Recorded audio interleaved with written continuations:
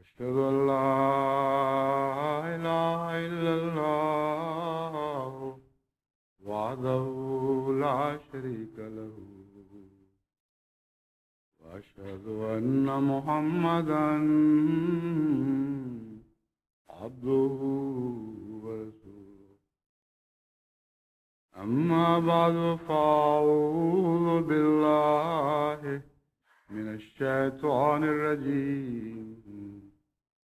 بسم الله الرحمن الرحيم الحمد لله رب العالمين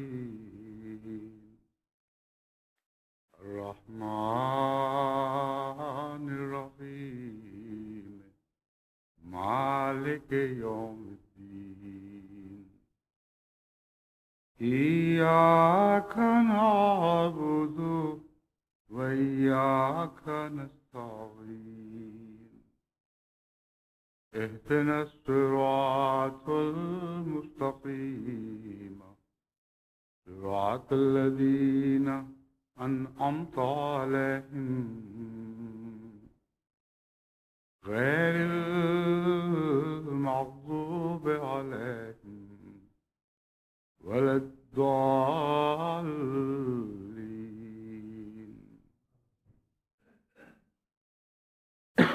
ان دعاؤں کا ذکر چل رہا ہے جو خدا تعالیٰ کی طرف سے انعام یافتہ بندوں نے کی اور جن کا ذکر بطور خاص قرآن کریم میں محفوظ فرمایا گیا۔ ایک دعا سورہ الانبیاء کی آیت 113 میں حضرت اقدس محمد رسول اللہ صلی اللہ علیہ وآلہ وسلم کی دعا کے طور پر محفوظ ہے۔ قال رب احکم بالحق وربنا الرحمن المستعان علی ما تصفون۔ اے میرے رب، اس نے کہا یعنی محمد رسول اللہ نے کہا، رب احکم بالحق، اے میرے رب حق کے ساتھ فیصلہ فرما دے،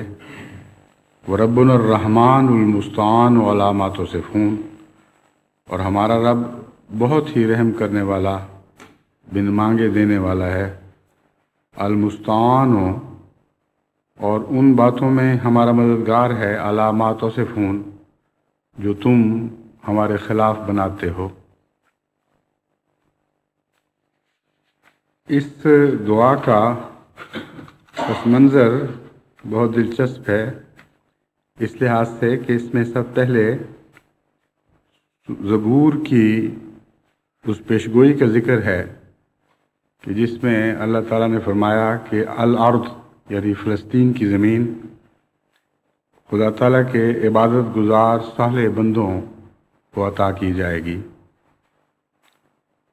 ان الارض یرثھا عبادی الصالحون، یہ الفاظ ہیں۔ اس سے کچھ آیات کے بعد پھر یہ آیت آتی ہے، وَإِنْ أَدْرِي لَعَلَّهُ فِتْنَةٌ لَكُمْ وَمَتَاعٌ إِلَىٰ حِینٍ، اور میں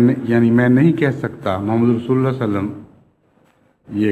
یہ بیان فرما رہے ہیں کہ میں نہیں کہہ سکتا یا میں نہیں جانتا کہ شاید یہ جو وعدہ ہے تمہارے لیے آزمائش کا ایک ذریعہ بنے، اور متاعٌ الی حین، اور کچھ عرصے کے لیے تمہیں اس سے فائدہ پہنچے، جس سے معلوم ہوتا ہے کہ حضور صلی اللہ علیہ وآلہ وسلم کو اللہ تعالیٰ نے اس بات سے مطلع فرما دیا تھا کہ اگرچہ خدا تعالیٰ کے صالح عبادت گزار بندے بہرحال اس سرزمین کے وارث بنائے جائیں گے، مگر وقتی طور پر اس پر غیروں کا قبضہ ہوگا، کیونکہ یہ آیت بہرحال مسلمانوں سے متعلق حضرت صلی اللہ علیہ وآلہ وسلم کا بیان شمار نہیں ہو سکتی، کیونکہ وہ وعدہ کہ جو خدا کے پاک بندوں کو، عبادت گزار بندوں کو زمین دی جائے گی، یہ وعدہ ایک مستقل وعدہ ہے، اور جس قوم کو مخاطب کر کے حضور صلی اللہ علیہ وآلہ وسلم یہ فرما رہے ہیں وَإِنْ أَدْرِي لَعَلَّهُ فِتْنَةٌ لَكُمْ، اس سے کوئی مخالف گروہ مراد ہے، مسلمان مراد نہیں، کہ میں نہیں کہہ سکتا کہ تمہارے لیے کیا آزمائش لے کے آئے گی، یعنی یہ زمین جس پر تم قابض ہوگے تمہارے لیے کیا آزمائش کا موجب بنے گی، وَمَتَاعٌ إِلَىٰ حِین، ہاں کچھ مدت کے لیے تمہیں ضرور اس سے فائدہ پہنچ سکتا ہے۔ اس کے مان بعد یہ دعا ہے، قُلْ رَبِّ احْکُم بِالْحَقِّ، اے میرے رب حق سے فیصلہ فرما دے۔ مجھے یاد ہے جب یہ تنازع غلف کا تنازع چل رہا تھا، خلیج کا، تو اس وقت بھی میں نے بہت سوچ کے یہی دعا کرنے کی احباب جماعت کو تلقین کی تھی کہ کسی ایک طرف کی بجائے حق کے جیتنے کی دعا کریں کہ اللہ تعالیٰ حق کو فتح عطا فرمائے۔ بس چونکہ حضرت اقدس محمد رسول اللہ صلی اللہ علیہ وسلم کی دعا کے ساتھ یہ دعا منطبق ہو جاتی ہے اور بین ہی اسی مضمون کی دعا ہے، اس لیے میں سمجھتا ہوں کہ اس دور کے ساتھ اس دعا کا خاص تعلق ہے، اور یہ فیصلے ابھی ہونے باقی ہیں۔ کسی ایک فریق کے جیتنے یا نہ جیتنے کی بحث نہیں ہے، بلکہ اس تنازع کے نتیجے میں جو کچھ بھی آگے ایک جد و جہد کا سلسلہ جاری ہونے والا ہے، جو حالات بھی پیدا ہوں گے، بالآخر ہماری دعا یہی ہے کہ اے خدا حق کے ساتھ فیصلہ فرما دے، اور جن لوگوں کے مقدر میں یہ سرزمین لکھی گئی ہے بالآخر ان تک یہ پہنچے۔ چنانچہ اس کے بعد حضور صلی اللہ علیہ وآلہ وسلم اپنے رب سے عرض کرتے ہیں، وَرَبُّنَا الرَّحْمَٰنُ الْمُسْتَعَانُ، ہمارا رب بہت ہی رحمت کرنے والا، بہت ہی بے انتہا دینے والا، بن مانگے دینے والا ہے، اور جو کچھ یہ لوگ ہم پر باتیں بناتے ہیں یا تم لوگ ہم پر باتیں بناتے ہو، ان کے خلاف یہی رب ہمارا مددگار ہوگا اور مددگار ہے۔ بس اس وسیع تر معنی میں یہ دعا کرنی چاہیے۔ دوسری دعا اس کے بعد سورہ المومنون کی آیت 27 میں ہے، یہ حضرت نوح کی دعا ہے۔ اس سے پہلے ہی آیات میں یہ ذکر ہے کہ حضرت نوح کی قوم کے سرداروں نے آپ کے متعلق طرح طرح کی باتیں بنائیں اور کہا کہ تم محض اپنی فضیلت چاہتے ہو اور خدا کا پیغام ہم تک پہنچانا محض ایک بہانہ ہے، اور پھر یہ کہا کہ اگر خدا چاہتا تو اپنی طرف سے فرشتے نازل فرماتا، کجا یہ کہ تمہیں ہم پر پیغمبر بنا کے بھجواتا جو محض ایک انسان ہو، اس سے زیادہ تمہیں کوئی حیثیت نہیں۔ اور پھر یہ بھی کہا کہ انسان ہی نہیں، ایک مجنون انسان ہو، تمہیں تو جنون ہو چکا ہے، دیوانے ہو گئے ہو، پس ہم اس بد انجام کا انتظار کر رہے ہیں جو تمہیں پہنچے گا۔ اس پر حضرت نوح نے یہ دعا کی، قال رب انصرنی بما کذبون، اے میرے رب میری نصرت فرما، بما کذبون، بما کذبون کا ایک ترجمہ یہ ہے، اور یہی ترجمہ حضرت مسلم موعود نے بھی کیا ہے کہ بس سبب اس کے جو انہوں نے مجھے جھٹلا دیا۔ اور ایک اور ترجمہ جو اس سیاق و سباق میں برمحل بیٹھتا ہے وہ یہ ہے کہ بما کذبون، میری جن باتوں میں یہ تکذیب کر رہے ہیں ویسی ہی مقابل کی نصرت عطا فرما، یعنی جن جن باتوں میں یہ میری تکذیب کرتے ہیں ایسی نصرت فرما کہ ان سب باتوں میں یہ خود جھوٹے ثابت ہو جائیں۔ اس دعا کی قبولیت کا ذکر اگلی آیت میں ملتا ہے، اور وہ انہی معنوں میں ہے جن معنوں میں میں یہ ترجمہ کر رہا ہوں۔ فَأَوْحَيْنَا إِلَيْهِ أَنِ اصْنَعِ الْفُلْكَ بِأَعْيُنِنَا وَوَحْيِنَا، پس اس دعا کے بعد ہم نے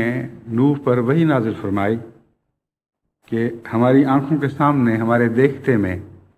ایک کشتی بنا، اور اس طرح کشتی بنا جس طرح ہم تجھ پر وحی نازل فرماتے ہیں۔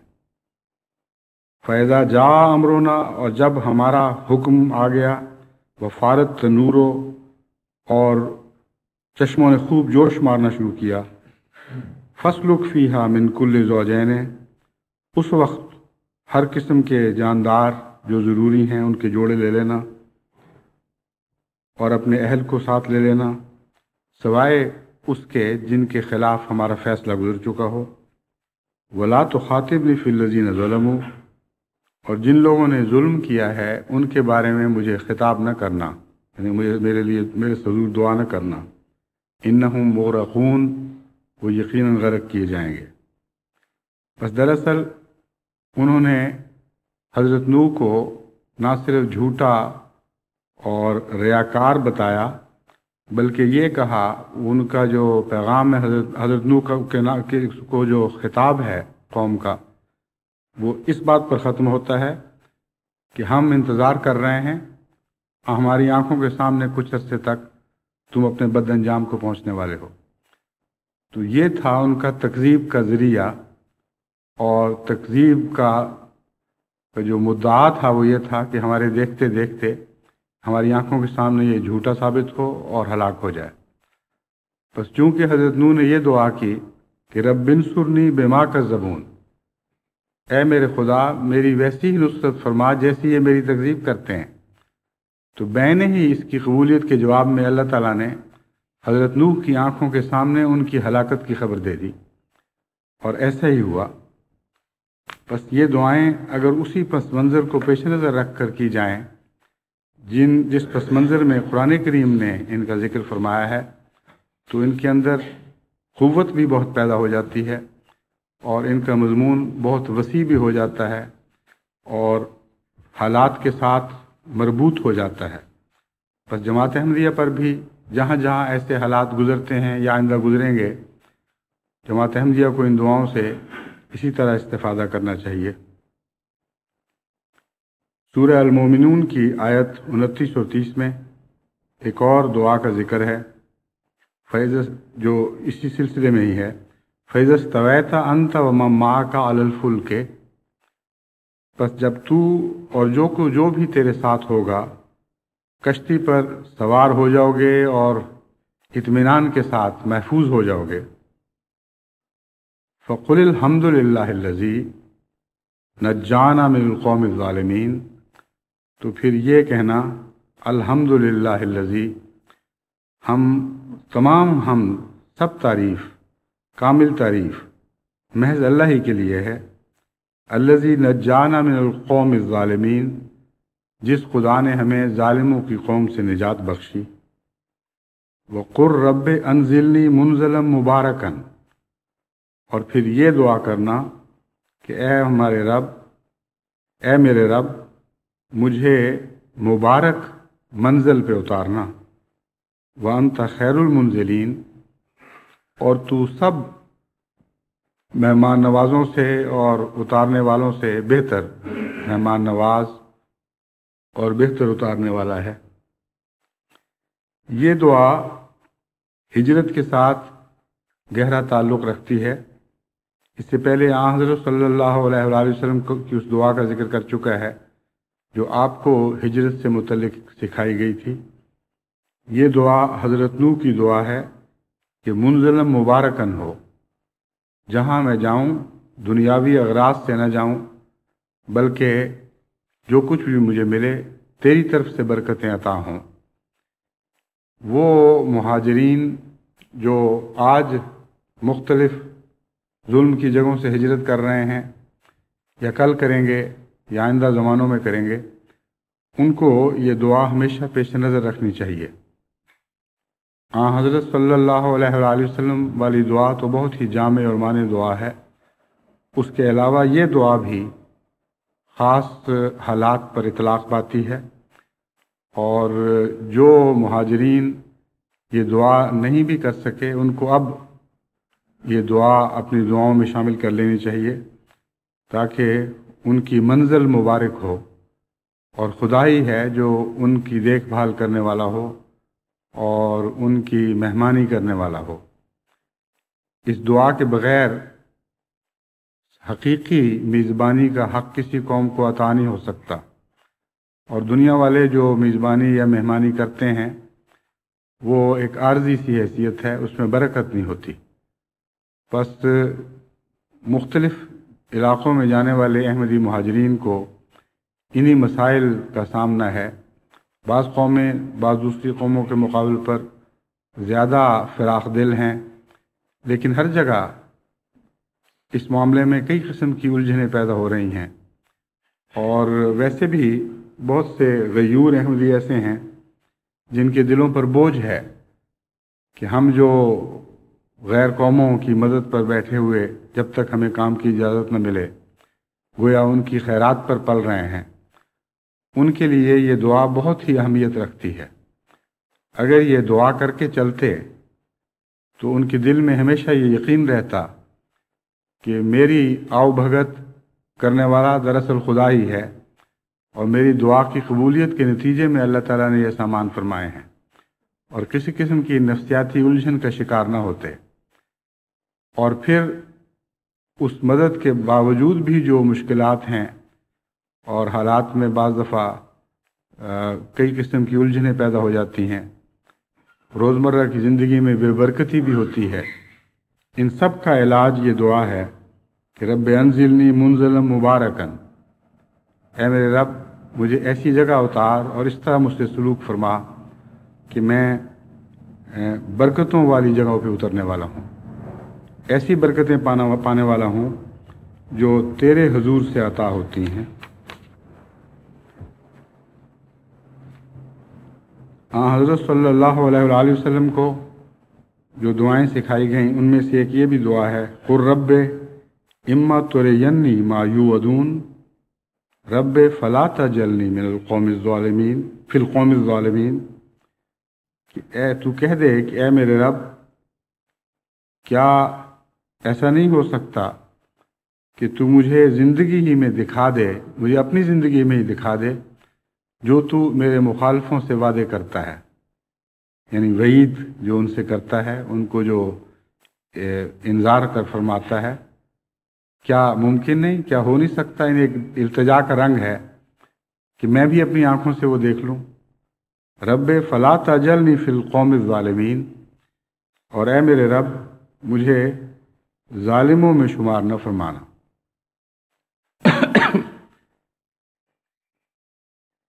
इसके मान बाद खुदा ताला की तरफ से जवाब है,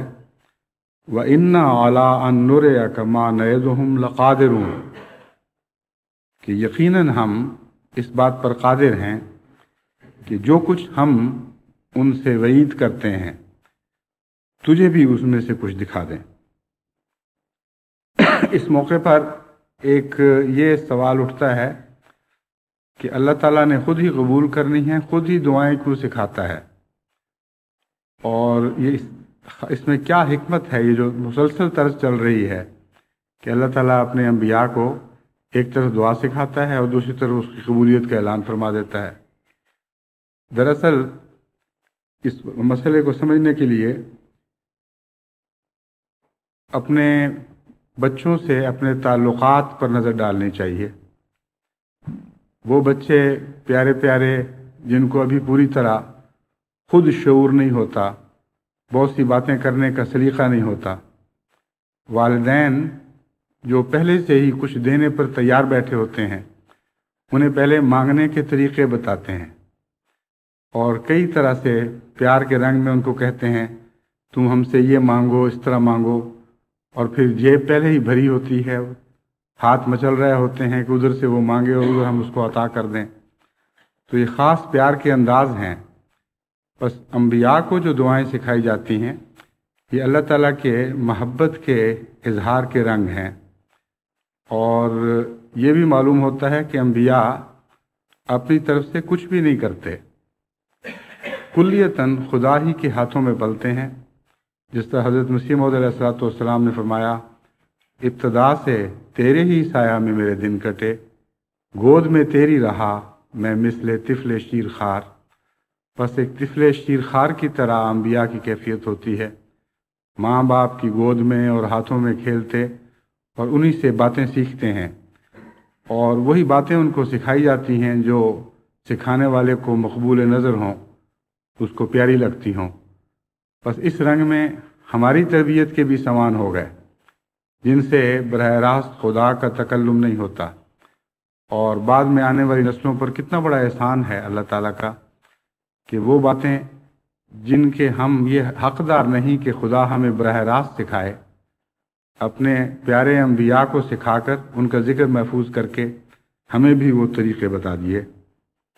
बस हुज़ूर सल्लल्लाहु अलैहि वसल्लम को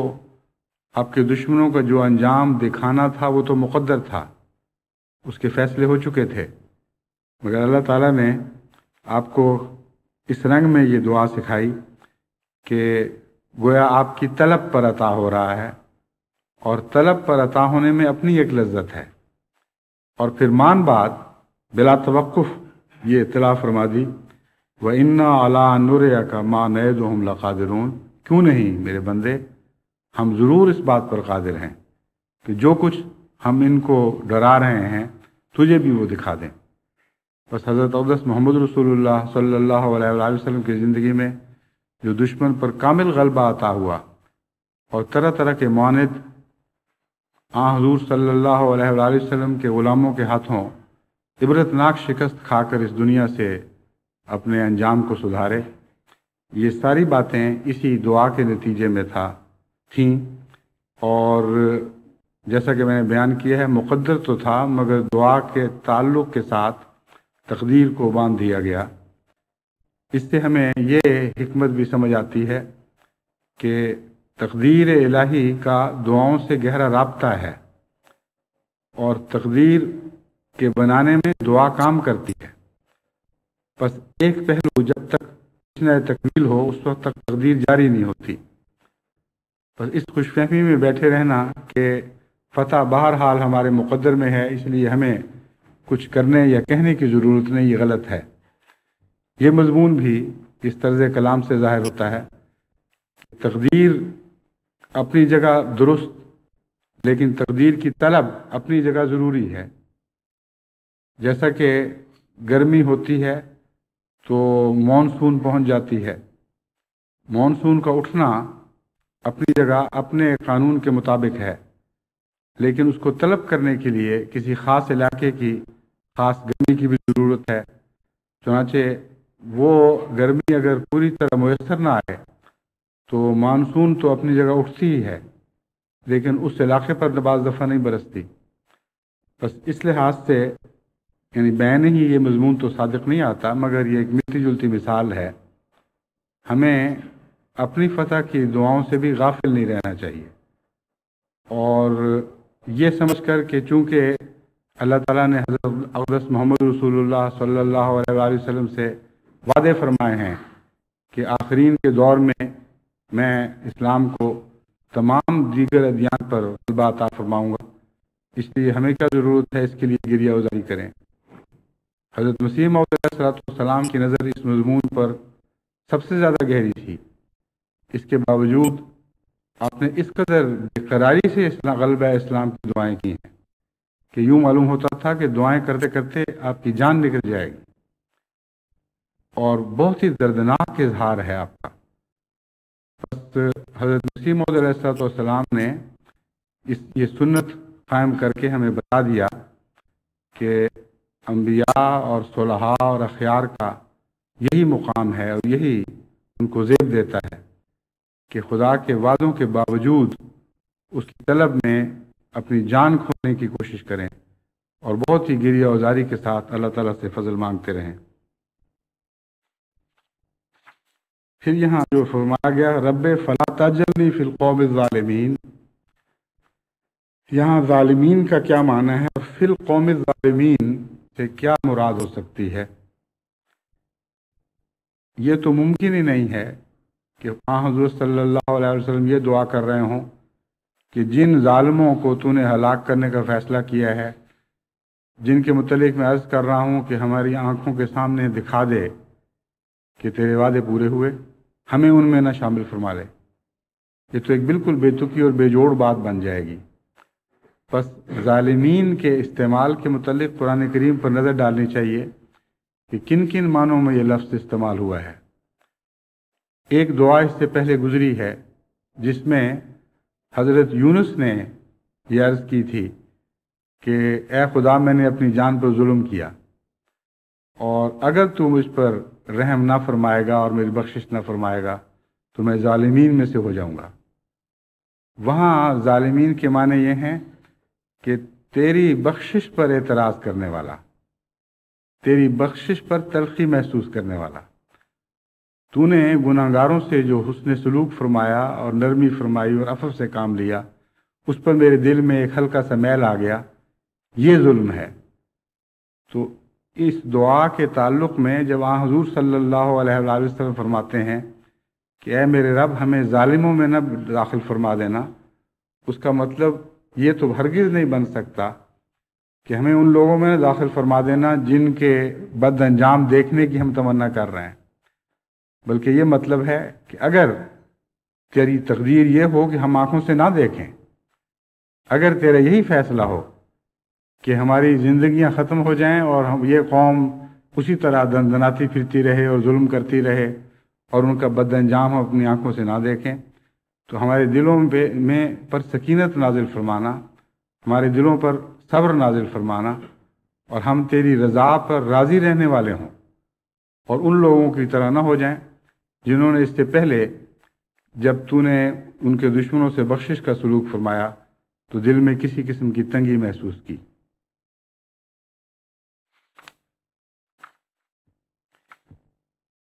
एक दुआ सूरह अल-मोमिनीन आयत 110 में दर्ज है, खुदा के उन नेक बंदों की दुआ जो दोज़खियों के मुकाबिल पर जब वो उनसे तमस्खुर किया करते थे वो दुआ मांगा करते थे। उस वक्त अल्लाह ताला फरमाता है, इन्नहु कान फरीक़ुम मिन इबादी यक़ूलून, मेरे बंदों में से एक गिरोह ऐसा था जब उन पर जुल्म हुए, उन पर उनसे तमस्खुर का सलूक हुआ, वो ये कहा करते थे, रब्बना आमन्ना फ़ग़फ़िर लना, ऐ हमारे रब हम तो ईमान ले आए हैं इसलिए हमसे बख्शिश का सलूक फरमा, वरहमना, और हम पर रहम फरमा, व अंता खैरुर राहिमीन, और सब रहम करने वालों से बढ़कर तू रहम करने वाला है। इसके मान बाद खुदा फरमाता है, फत्तखज़्तुमूहुम सिखरिया, वो ये दुआएं करते थे, ये इल्तिजाएं करते थे और इसके बावजूद तुम उन्हें मजाक का निशाना बना लेते थे। हत्ता अनसौकुम ज़िक्री, यहाँ तक कि तुम मेरे ज़िक्र को भुला बैठे। व कुंतुम मिनहुम तज़हकून, और तुम उनसे मुसलसल मजाक करते रहे। इन्नी जज़ैतुहुमुल यौम बिमा सबरू अन्नहुम हुमुल फ़ाइज़ून, आज के दिन जो जज़ा सज़ा का दिन है, मैं उन लोगों को यानी खुदा के अपने उन मोमिन बंदों को जो तुम्हारे जुल्मों के मुकाबले पर सब्र किया करते थे, जज़ा की खुशखबरी देता हूँ और ये बताता हूँ कि अन्नहुम हुमुल फ़ाइज़ून, ही वो लोग हैं जो निजात याफ्ता हैं और नेक अंजाम को पहुँचने वाले हैं। फिर सूरह अल-मोमिनून ही में आयात 98 और 99 में हुज़ूर सल्लल्लाहु अलैहि वसल्लम को एक दुआ सिखाई गई। वो ये है, वक़ुर रब्बे आऊज़ु बिका मिन हमज़ातिश शयातीन व आऊज़ु बिका रब्बे अन यहज़ुरून, कि ए मेरे रब, ए मेरे बंदे, तू मुझसे ये सवाल कर, मुझसे ये दुआ कर, रब्बे आऊज़ु बिका मिन हमज़ातिश शयातीन, ए मेरे रब, मैं तेरे सरकश बंदों के वसाविस और उनके फितनों से तेरी पनाह मांगता हूँ। व आऊज़ु बिका रब्बे अन यहज़ुरून, और मैं तुझसे इस बात की पनाह का मांगता हूँ कि वो मुझ तक पहुँच सकें।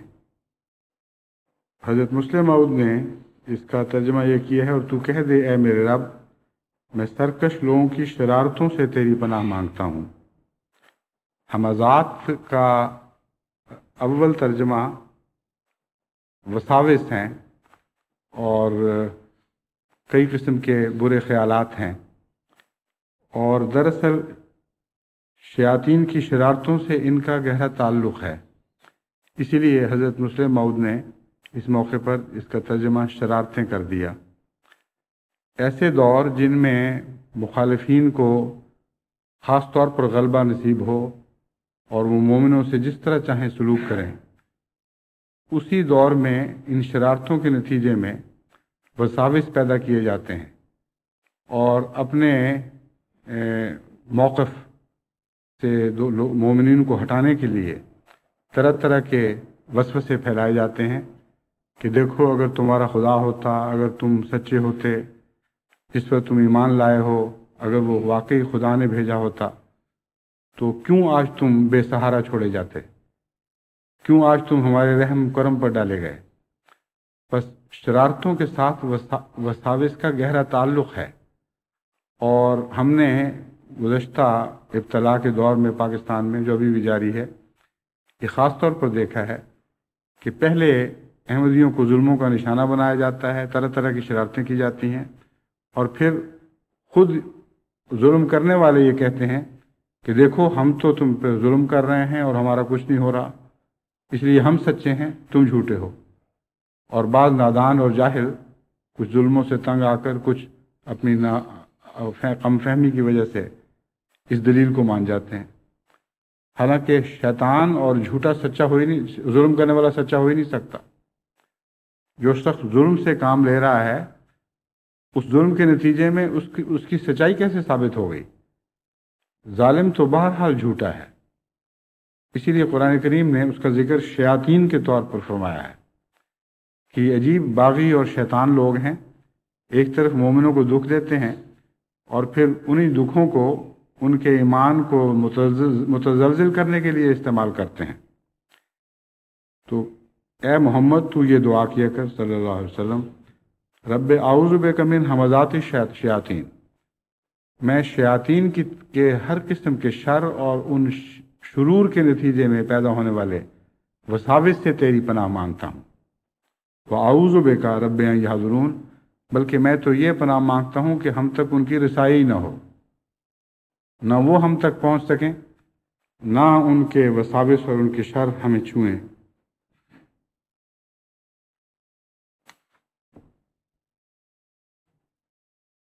پھر سورہ المومنون کی 119ویں آیت میں اللہ تعالیٰ فرماتا ہے وقر، یہی دعا حضور صلی اللہ علیہ وسلم کو سکھائی گئی ایک اور دعا،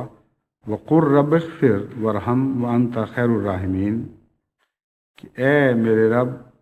تو مجھ سے مغفرت کا سلوک فرما، ورحم اور رحم کا سلوک فرما، وانت خیر الراحمین، تجھ سے بڑھ کر اور کوئی رحم کرنے والا نہیں۔ سورہ الفرقان آیات 66-67 میں اللہ تعالیٰ عباد الرحمن کی دعا بیان فرماتا ہے۔ عباد الرحمن کا تذکرہ چل رہا ہے، جس کے میں اللہ تعالیٰ فرماتا ہے کہ یہ وہ بندے ہیں جو زمین پر نرمی اور عاجزی سے چلتے ہیں، جب جاہل ان کو مخاطب ہوتے ہیں اور ان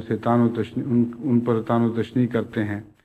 تو جواباً یہ کہتے ہیں سلامہ، اذا خاطبہم الجاہلون قالوا سلامہ، اور پھر اپنے رب کے حضور راتیں سجدوں اور قیام میں گزار دیتے ہیں۔ ان کے متعلق فرمایا وہ کیا دعائیں کرتے ہیں، والذین یقولون ربنا اصرف عنا عذاب جہنم ان عذابہا کان غراما انہا ساءت مستقرا و مقاما، وہ یہ کہتے ہیں کہ اے ہمارے رب ہم سے جہنم کا عذاب ٹال دے۔ اس وجہ سے وہ یہ کہتے ہیں کہ ایک طرف دشمن کا عذاب ہے اور اس کے ساتھ اس کا تعلق ہے۔ فرعون کے وقت میں جن ساحروں کو اللہ تعالیٰ نے ایمان کی توفیق عطا فرمائی، انہوں نے بھی یہی ذکر کیا تھا کہ ہم تو خدا سے زیادہ ڈرتے ہیں، تجھ سے نہیں ڈرتے، تو جو چاہے عذاب ہم پر نازل کر، ہم نے تو صداقت کو دیکھ لیا اور پہچان لیا، اس لیے اب ہم اس صداقت سے پھرنے والے نہیں ہیں۔ بس دنیا کے عذاب اور دنیا کی تان و تشنیع اور دنیا کے تمسخر کے نتیجے میں ایک طرف انسانوں کا خوف پیدا ہوتا ہے، اس خوف سے صرف خدا کا خوف انسان کو بچا سکتا ہے اگر وہ دل پر غالب ہو۔ بس ان دو خوفوں کے درمیان عباد الرحمن کیا فیصلہ کرتے ہیں، ان کا ذکر چل رہا ہے۔ فرمایا ان کا فیصلہ یہ ہوتا ہے کہ وہ راتوں کو اٹھتے ہیں اور دعائیں کرتے ہیں، سجدے کرتے ہیں، خدا کے حضور کھڑے ہو جاتے ہیں اور عرض کرتے ہیں والذین یقولون ربنا اصرف عنا عذاب جہنم، اے اللہ ہمیں عذاب جہنم کا زیادہ خوف ہے، اس لیے اس عذاب کو ہم سے ٹال دے، ان عذابہا کان غراما، کیونکہ جہنم کا عذاب جو ہے وہ تو بہت بڑی تباہی ہے، کہ دنیا کے عذاب تو اس کے سامنے کوئی حیثیت نہیں رکھتے۔ انہا ساءت مستقرا و مقاما، کہ وہ تو عارضی طور پر بھی بہت برا ہے اور مستقل ٹھکانے کے طور پر تو بدتر ہے۔ عارضی طور پر کہہ کر دراصل دنیا کے عذاب کی طرف اشارہ فرما دیا اور بتایا کہ جس عذاب سے تم بھاگتے ہو وہ تو عارضی ہے، اور جس عذاب کی طرف تم اس کے نتیجے میں جا سکتے ہو وہ ایک مستقل عذاب ہے، لیکن عارضی حیثیت سے بھی دنیا کے عذاب کے مقابل پر آخرت کا عذاب بہت زیادہ سخت ہوگا. یعنی اگر محض عارضی بھی ہو تب بھی دنیا کے عارضی عذاب کے مقابل پر وہ بہت زیادہ کڑا ہوگا. تو خدا کے عارف بندے اس بات کو جانتے ہیں اور پہچانتے ہیں، اس لیے دنیا کے عارضی عذاب پر وہ کو ترجیح دے دیتے ہیں آخرت کے عذاب پر. یعنی اس عذاب کو قبول نہیں کر، دنیا کے عذاب کو قبول نہیں کرتے، آخرت کے عذاب کو قبول نہیں کرتے، اور دنیا کے عذاب کو قبول کرنے کے لیے آمادہ ہو جاتے ہیں. بس یہ ہیں اس کے معنی انہا سات مستقرم و مقامہ، کہ اے خدا ہمیں تو تیرے عذاب سے اتنا ڈر لگتا ہے کہ ہم تجھ سے ہی پناہ مانگتے ہیں. وہ عذاب اگر تھوڑا بھی ہو جو تیری طرف سے آئے وہ بہت زیادہ تباہ کن ہوتا ہے اور ناقابل برداشت ہوتا ہے. پھر یہی عباد الرحمن اپنی اولاد کے لیے دعائیں کرتے ہیں اور اپنے اہل و عیال کے لیے. والذین یقولون ربنا ھب لنا من ازواجنا وذریاتنا قرۃ اعین واجعلنا للمتقین اماما. وہ کہتے ہیں کہ اے ہمارے رب، ہمیں اپنی جناب سے اپنی ازواج کی طرف سے وذریاتنا اور اپنی اولادوں کی طرف سے آنکھوں کی ٹھنڈک عطا فرما. وجعلنا للمتقین اماما، اور ہمیں متقیوں کا امام بنانا. یہاں یہ بات قابل ذکر ہے کہ بعض دفعہ لوگ ازواج سے مراد صرف خاوند لیتے ہیں، نہ بیویاں لیتے ہیں، اور تفسیر صغیر میں بھی یہی ترجمہ ہے، ہم کو ہماری بیویوں کی طرف سے اور اولاد کی طرف سے آنکھوں کی ٹھنڈک عطا فرما. غالباً یہ ترجمہ کرنے کی وجہ یہ بنی کہ شروع میں یوں معلوم ہوتا ہے جیسے مردوں سے متعلق بات ہو رہی ہے. عباد الرحمن خدا کے بندے، والذین یقولون میں مردوں کا ذکر ہے کہ وہ لوگ جو یہ کہتے ہیں. لیکن در حقیقت خدا تعالیٰ نے جہاں مردوں کا ذکر فرمایا، یعنی مردوں کے صیغے میں بات کی ہے، وہاں مومن عورتیں شامل ہیں، اور ان کو اس خطاب سے نکالنے کا ہمیں کوئی حق نہیں، کیونکہ یہ نہ صرف عربی طرز کلام ہے بلکہ دنیا کی دوسری قوموں میں بھی جب ہم بنی نوع انسان کا ذکر کرتے ہیں تو بسا اوقات مردوں کے صیغے میں بات ہو رہی ہوتی ہے اور مراد عورتیں بھی ہوتی ہیں، بڑے اور چھوٹے سب اس میں شامل ہوتے ہیں. تو طرز کلام یہ ہے جو آسان ہے کہ ایک ہی صیغے کا ذکر کر دیا جائے اور اس میں سارے اس جنس کی ہر قسم کی ہر نوع کی ہر نوع کے افراد اس جنس کے اس میں شامل ہو جائیں. پس والذین یقولون ربنا ھب لنا من ازواجنا میں مردوں ہی کو صرف دعا نہیں سکھائی گئی، عورتوں کو بھی دعا سکھائی گئی ہے، اور ان کو اسی طرح دعا کرنی چاہیے ھب لنا من ازواجنا وذریاتنا، کیونکہ زوج کا مطلب بیوی نہیں ہے. زوج کا لفظ میاں اور بیوی دونوں پر برابر اطلاق پاتا ہے، اس لیے ان کو عورتوں کو اس دعا کو تبدیل کرنے کی کوئی ضرورت ہی نہیں. وہ اس مضمون میں شامل ہیں، اور دعا کے اندر ویسے بھی زوج کے تحت ان کے خاوند شامل ہو جاتے ہیں. بس اب اس دعا کا معنی یہ ہوگا، اے خدا ہمیں ہمارے زندگی کے ساتھیوں سے، خواہ وہ مرد ہوں خواہ وہ عورتیں ہوں، آنکھوں کی ٹھنڈک عطا فرما، اور ہماری اولاد کی طرف سے ہمیں آنکھوں کی ٹھنڈک عطا فرما. وجعلنا للمتقین اماما، اور ہمیں متقیوں کا امام بنانا، ایسی نسل پیچھے چھوڑنے کی توفیق عطا فرما جو تیری نظر میں متقی ہوں. یہ وہ دعا ہے جس کے نتیجے میں ہمارے گھروں کے ماحول سدھر سکتے ہیں. جو خطوط مجھے ملتے ہیں روزانہ بلا استثناء، ان میں کچھ خطوط ایسے ضرور ہوتے ہیں جس میں گھریلو زندگی کی ناچاکیوں کے نتیجے میں پیدا ہونے والے عذاب کا ذکر ہوتا ہے، اور ایسے خطوط بعض دفعہ بچوں کی طرف سے بھی ملتے ہیں۔ بچے لکھتے ہیں ہمارے ماں باپ کی آپس میں ناچاکیاں ہیں، آپس میں ایک دوسرے کے خلاف گندی زبان استعمال کرتے ہیں، گھر جہنم بنا ہوا ہے، اور ہم بہن بھائی جو ہیں یوں لگتا ہے کہ بے سہارا ہیں اور ہمارے سر پہ کوئی چھت نہیں ہے، بہت ہی تنگ ہیں اس صورتحال سے۔ اور مشکل یہ ہے کہ ہم کسی کی طرفداری کر نہیں سکتے، اگر کسی کو سچا سمجھیں بھی تب بھی ہم کسی ایک کی طرفداری نہیں کر سکتے۔ پھر بیویوں کے خط آتے ہیں، خامدوں کے خط آتے ہیں۔ اس کے برعکس بعض خط بہت ہی پیارے ملتے ہیں جس میں ایک بہو اپنی ساس کی، اپنے خسر کی، اپنے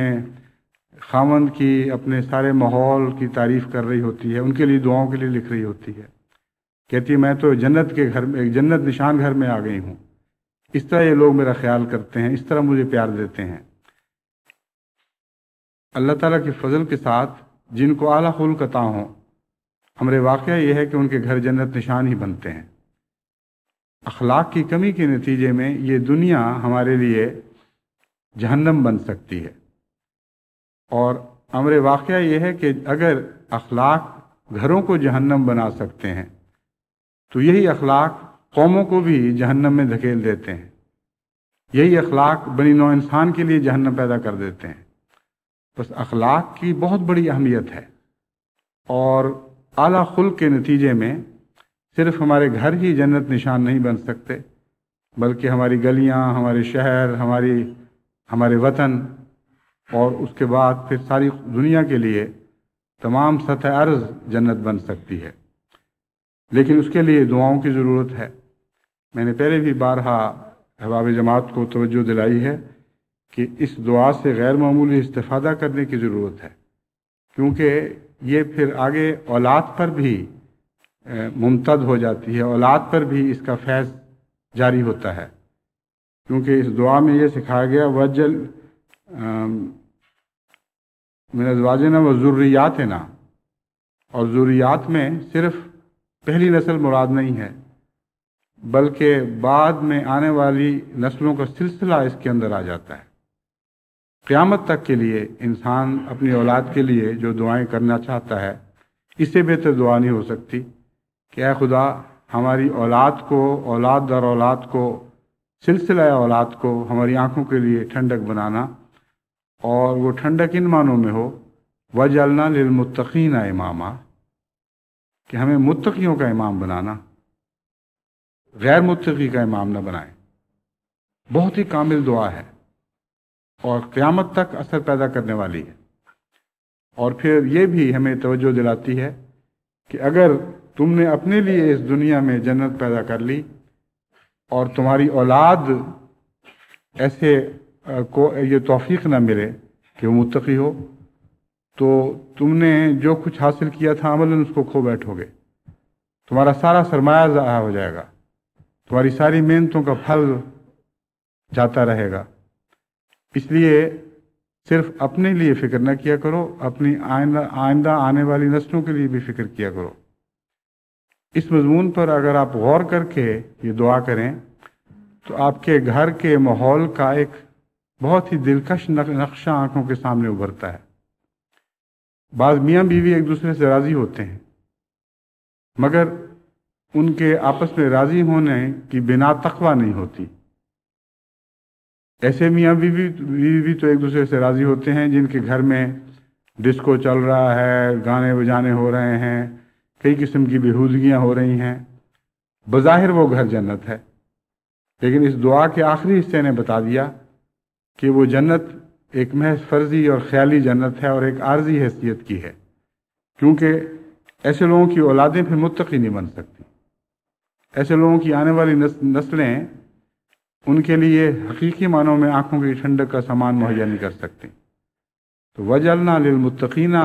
امامہ نے صرف مستقبل کی بات نہیں کی، بلکہ اس زمانے میں جو ہمیں نصیب ہوا ہے ہمارے گھروں کا ایسا نقشہ بھی کھینچ دیا جس میں تقویٰ کی باتیں ہوں۔ اگر تقویٰ کی باتیں نہ ہوں تو اگلی نسل کو تقویٰ کہاں سے نصیب ہو جائے گا؟ बस आँखों की ठंडक वो जिसका तक़वा से गहरा ताल्लुक़ हो, इसके लिए दुआ सिखाई गई है। और इस दुआ से गफलत के नतीजे में मैं समझता हूँ बहुत से घर बेवजह मुसीबतों और आजमाइशों में मुब्तला हैं। अल्लाह ताला अहबाब जमात को तौफीक अता फरमाए, संजीदगी से हर वो खामन और हर वो बीवी जो ये अपने लिए दुआ करती है, उनको मैं यकीन दिलाता हूँ कि इस दुआ के नतीजे में उनके घर के नक्शे बदल जाएंगे और सारी जमात का मुआशरा इतना पाकीज़ा हो जाएगा और इतना बुलंद हो जाएगा कि वाकई वो इस बात का मुस्तहिक होगा कि बनी नौ इंसान की रहनुमाई कर सके और हम सारी दुनिया को घर देने वाले बन जाएं। फिर हज़रत इब्राहीम अलैहिस्सलाम की दुआ सूरह अश-शुअरा आयात 84 ta 90 में बयान फरमाई गई। वो दुआ ये है, रब्बे हबली हुक्म व अलहिक़नी बिस्सालिहीन, ए मेरे रब मुझे हुक्म अता फरमा, व अलहिक़नी बिस्सालिहीन, और मुझे सालिहीन में शामिल फरमा दे। यहाँ हुक्म का माना हुकूमत नहीं, हुकूमत भी हो सकता है मगर सही तालीम मुराद है। फैसला कुन सही तालीम, ऐसी सही तालीम जो बैन हो, जो रोशन हो, जिसमें बद तालीम से नुमाया फ़र्क शामिल हो। हर ऐसी तालीम को हम हुक्म कह सकते हैं। बस फरमाया, अर्ज़ करते हैं अपने रब से, रब्बे हबली हुक्म, ए खुदा मुझे खुली खुली रोशन इम्तियाजी हदायत अता फरमा, वालहिक़नी बिस्सालिहीन, और मुझे सालिहीन में शुमार फरमा ले, सालिहीन के साथ मेरा ताल्लुक़ कायम फरमा दे। वजअल्ली लिसाना सिद्क़िन फ़िल आखिरीन, और बाद में आने वालों के लिए, बाद में आने वालों की ज़ुबान पर मेरा ज़िक्र सच्चाई के साथ चले। ये दुआ बहुत ही माना खेज़ है। हज़रत इब्राहीम अलैहिस्सलाम को अल्लाह ताला ने जितनी गहरी और जितनी बुलंद सिफ़ात से नवाजा था और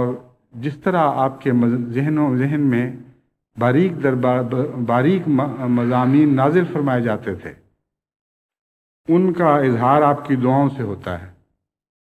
अपनी दुआओं के आईने में हमें हज़रत इब्राहीम अलैहिस्सलाम का दिल दिखाई देने लगता है, आपकी तर्ज़ फ़िक्र दिखाई देने लगती है। आम तौर पर लोग आइंदा ज़मानों में अपनी शोहरत चाहते हैं और अमर वाक़या ये है कि जितने दुनिया के हीरो हैं, वक्त के गुज़रने के साथ उनका ज़िक्र चलता है और बुलंद होता रहता है और उसमें कई किस्म के फ़र्ज़ी क़िस्से भी दाखिल होने लग जाते हैं। बस जिसको हम कहते हैं लेजेंडरी फिगर्स, वो इंसान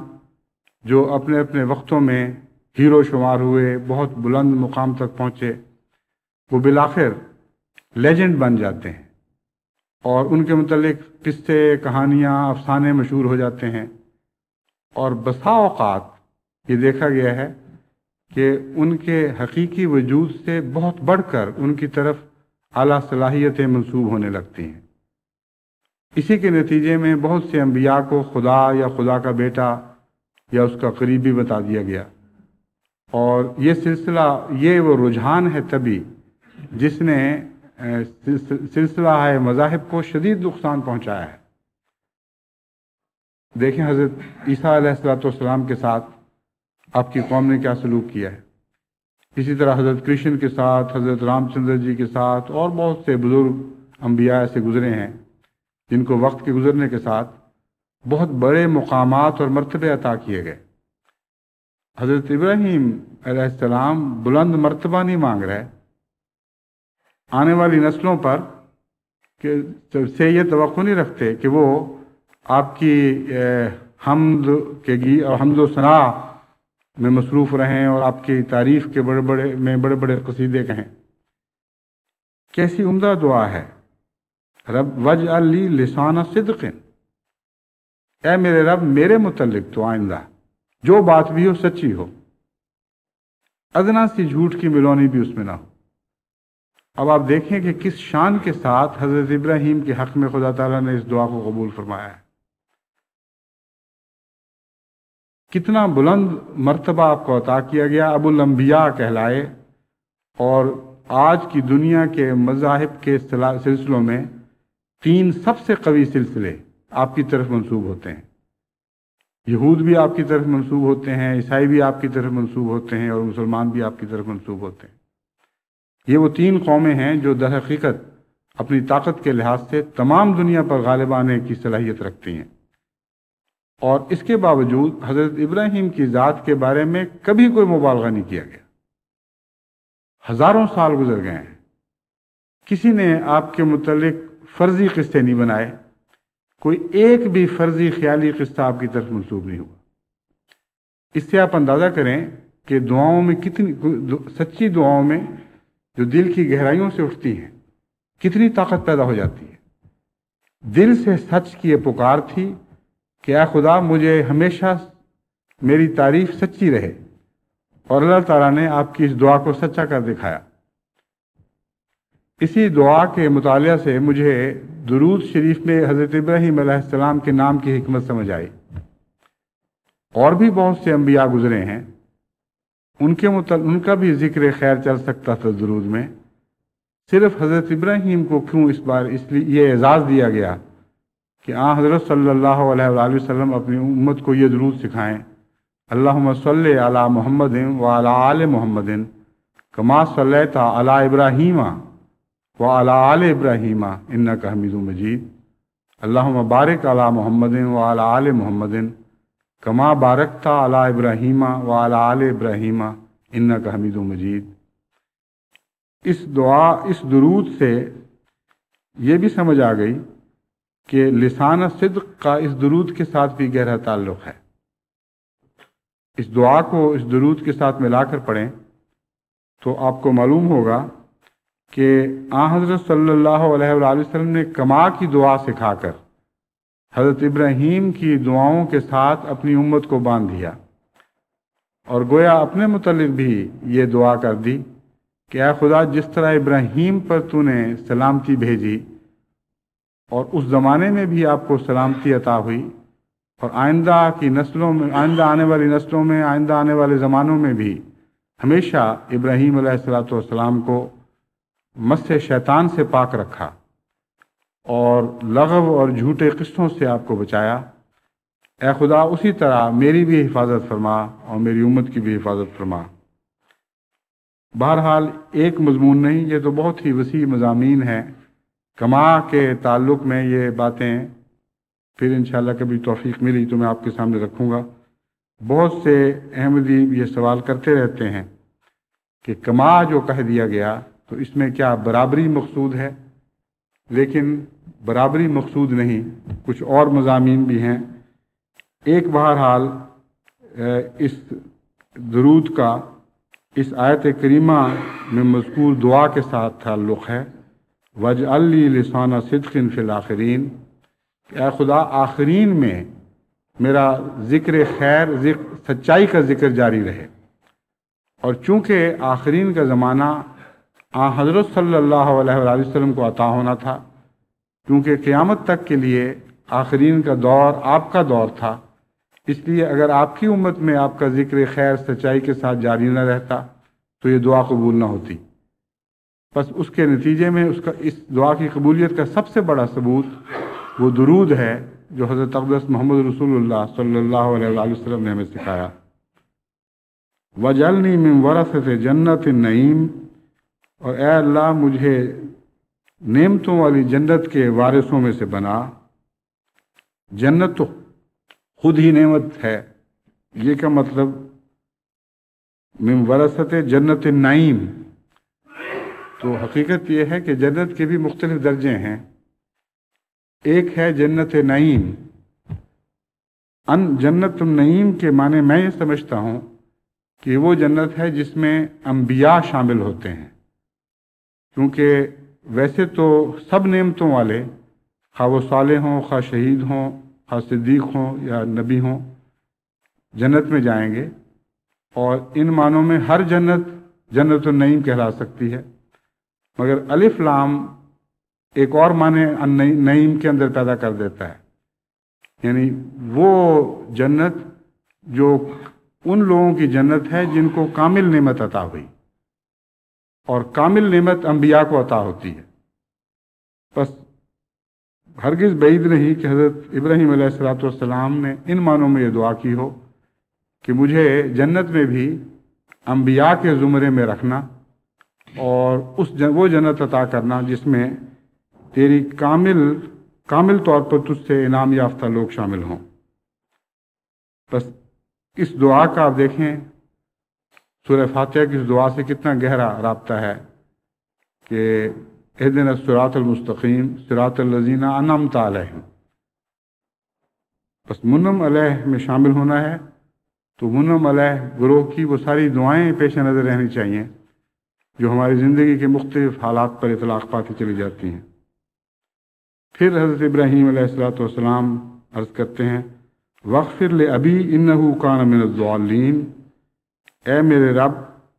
میرے باپ کو بھی بخش دینا، میں جانتا ہوں کہ وہ گمراہ تھا، اس کے باوجود تجھ سے عرض کر رہا ہوں۔ اس کے متعلق یہ ذکر گزر چکا ہے کہ حضرت ابراہیم نے کیونکہ آزر سے یہ وعدہ کر لیا تھا کہ میں تیرے لیے ضرور دعا کروں گا، اس لیے اللہ تعالیٰ نے آپ کو بطور خاص یہ اجازت فرمائی کہ وہ اپنے اس وعدے کو پورا کریں، لیکن آخر پر خدا نے ایک وقت میں آپ پر ظاہر فرما دیا کہ وہ صرف گمراہ نہیں تھا بلکہ میرا دشمن تھا، اور یہ بتانا ہی کافی تھا۔ اس کے بعد پھر حضرت ابراہیم نے اپنے باپ کے لیے کبھی دعا نہ کی۔ وَلَا تُخْزِنِي يَوْمَ يُبْعَثُونَ، اور جس دن لوگوں کو اٹھایا جائے گا اس دن مجھے رسوا نہ کرنا۔ یوم لا ينفع مال ولا بنون، جبکہ انسان کے کام نہ اس کے مال آئیں گے نہ اس کے بچے، الا من اتى اللہ بقلب سلیم، ایک ہی بات کام آئے گی کہ خدا کے حضور کوئی صاف دل لے کر حاضر ہو، پاک دل لے کے حاضر ہو، ایسا دل لے کر حاضر ہو جو خدا کے حضور جھکا رہنے والا ہو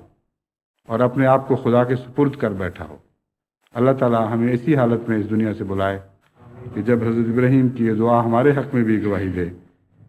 الا من اتى اللہ بقلب سلیم، ہم ان لوگوں میں شمار ہوں جو ایک سلیم دل لے کر اپنے خدا کے حضور واپس لوٹنے والے ہوں۔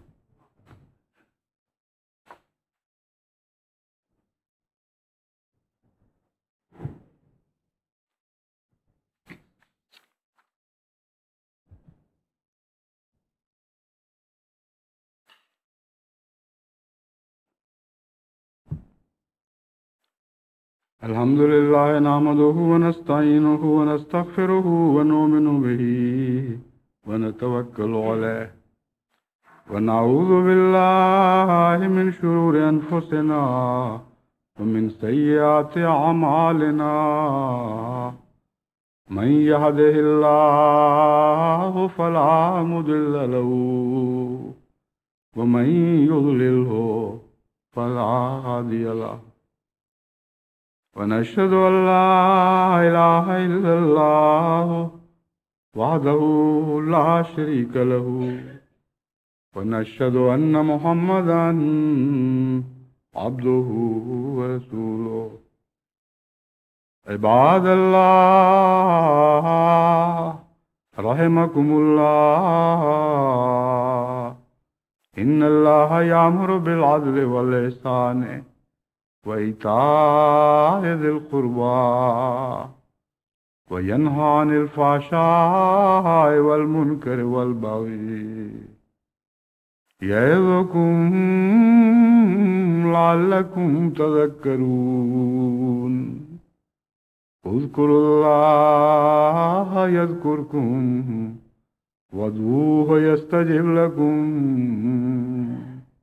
وَلَذِكْرُ اللَّهِ أَكْبَرُ۔